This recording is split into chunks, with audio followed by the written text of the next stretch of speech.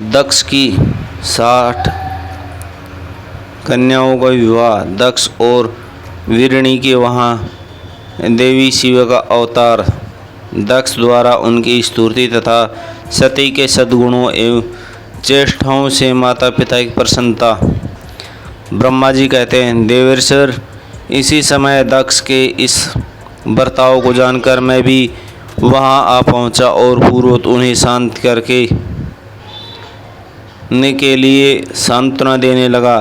तुम्हारी प्रसन्नता को बढ़ाते हुए मैंने दक्ष के साथ तुम्हारा सुंदर स्नेहपूर्ण संबंध स्थापित कराया।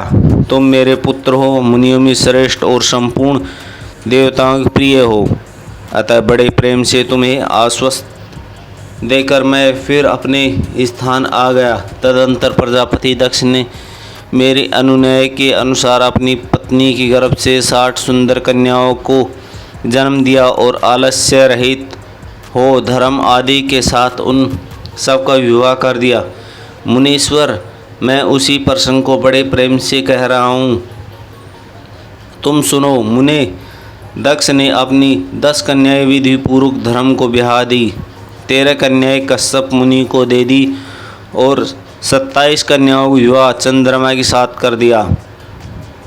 भूत या ब्रह्मपुत्र अंगिरा तथा कृशासव को उन्हें 2-2 कन्याएं दी और शेष 4 कन्याओं का विवाह तार्क्ष या अरिष्टनेमि के साथ कर दिया। इन सबकी संतान परंपराओं से तीनों लोग भरे पड़े हैं, अतः विस्तार भय से उनका वर्णन नहीं किया जा सकता। कुछ लोग शिवा या सती के दक्ष की ज्येष्ठ पुत्री बताते हैं, दूसरे लोग उन्हीं मझली पुत्री कहते हैं तथा कुछ अन्य लोग सबसे छोटी पुत्री मानते हैं। कल्प भेद से ये तीनों मत ठीक हैं। पुत्र और पुत्रियों की उत्पत्ति के पश्चात पत्नी सहित प्रजापति दक्ष ने बड़े प्रेम से मन ही मन जगदम्बिका का ध्यान किया, साथ ही गदगद वाणी से प्रेम पूर्वक उनकी स्तुति भी की। बारंबार अंजलि बांध नमस्कार करके वे विनीत भाव से देवी को मस्तक झुकाते थे।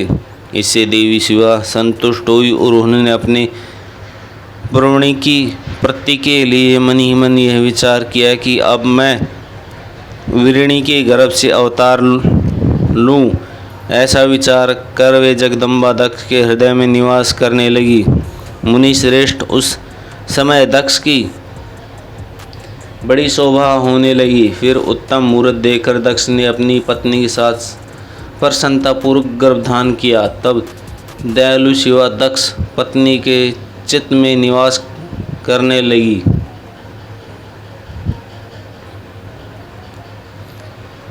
उनमें गर्भधारण के चिन्ह प्रकट हो गए।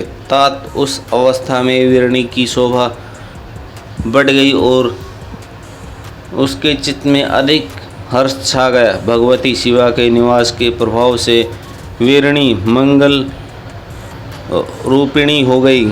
दक्ष ने अपने कुल संप्रदाय, वेद ज्ञान और हार्दिक उत्साह के अनुसार प्रसन्नतापूर्वक पुंसवन आदि संस्कार संबंधित श्रेष्ठ क्रियाएं संपन्न की। उन कर्मों के अनुष्ठान के समय महान उत्तम हुआ। प्रजापति ने ब्राह्मणों को उनकी इच्छा के अनुसार धन दिया। उस अवसर पर वीरणी के गर्भ में देवी का निवास हुआ।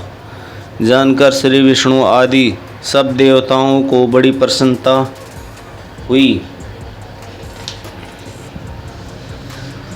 उन सब ने वहां आकर जगदम्बा का स्तवन किया और समस्त लोगों का उपकार करने वाली शिव को बारंबार प्रणाम किया। वे सब देवता प्रसन्नचित्त हो दक्ष प्रजापति तथा वीरणी की भूरी भूरी प्रशंसा करके अपने अपने स्थानों को लौट गए। नारद, जब 9 महीने बीत गए तब लोकी गीति का निर्वाह कराकर 10वें महीने पूर्ण होने पर चंद्रमा आदि ग्रहों तथा ताराओं की अनुकूलता से युक्त सुखद मुहूर्त में देवी शिवा शीघ्र ही अपनी माता के सामने प्रकट हुई।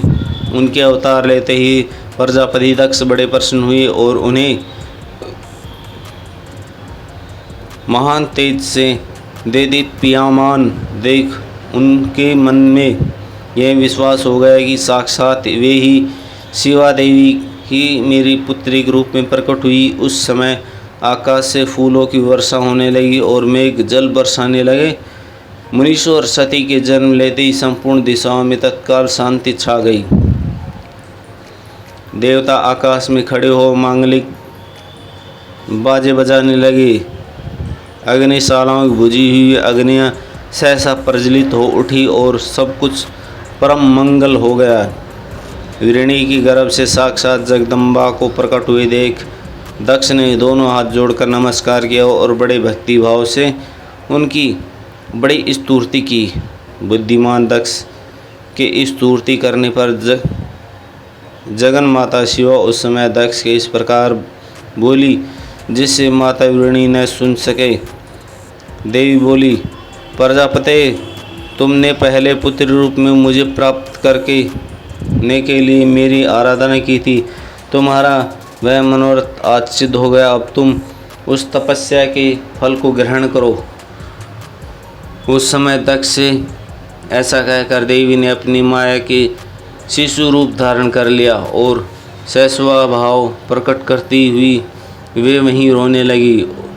उस बालिका का रोदन सुनकर सभी स्त्रियां और दासियां बड़े वेग से प्रसन्नतापूर्वक वहां आ पहुंची। अशकिनी की पुत्रियां अलौकिक रूप देखकर उन सभी स्त्रियों को बड़ा हर्ष हुआ। नगर के सब लोग उस समय जय जयकार करने लगे। गीत और वाद्य के साथ बड़ा भारी उत्सव होने लगा। पुत्री का मनोहर मुख देखकर सबको बड़ी ही प्रसन्नता हुई। दक्ष ने वैदिक और कुलोचित आचरण का विधि पूर्वक अनुष्ठान किया, ब्राह्मणों को दान दिया और दूसरों को भी धन बांटा। सब और यथोचित गान और नृत्य होने लगे। भली भांति के मंगल कीर्तियों के साथ बहुत से बाजे बजने लगे। उस समय दक्ष ने समस्त सद्गुणों की सत्ता से प्रशंसित होने वाली उस पुत्री का नाम प्रसन्नतापूर्वक उमा रखा। तदनंतर संसार में लोगों की ओर से उसकी ओर भी नाम प्रचलित किए गए जो सब के सब महान मंगलदायक और विशेष समस्त दुखों का नाश करने वाले। वीरणी और महान दक्ष अपनी पुत्री का पालन करने लगे तथा वह शुक्ल पश्चिमी चंद्रमा लोक के समान दिनों दिन बढ़ने लगी। द्विज श्रेष्ठ बाल्यावस्था भी समस्त उत्तरोत्तर गुण उसमें उसी तरह प्रवेश करने जैसे शुक्ल पक्ष के बाल चंद्रमा भी समस्त मनोहरणी कलाएं प्रविष्ट हो जाती हैं। दक्ष कन्या सती सखियों के बीच बैठी जब अपने भाव में निगमन होती थी तब बारंबार भगवान शिव की मूर्ति चित्रित करने में लगी रहती। मंगलमय सहती जब बाल्योचित सुंदर गीत गाती तब स्थाणुहर एवं रुद्र नाम लेकर स्मरण किया करती थी।